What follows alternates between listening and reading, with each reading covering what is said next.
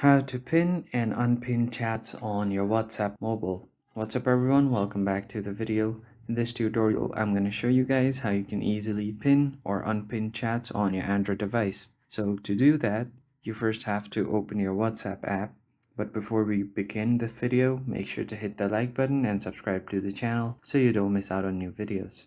Once your WhatsApp is open, you just have to choose the chat that you want to pin. So what pinning will do is it will bring the chat to the top of your screen so that it's easier for you to find. So if you're active on any chat very frequently, then you want to pin the chat so that you don't have to search for it every time, then this is a very useful feature. So just choose the chat that you want to pin. So let's say if I want to choose this one right here, I'm just going to press and hold on it.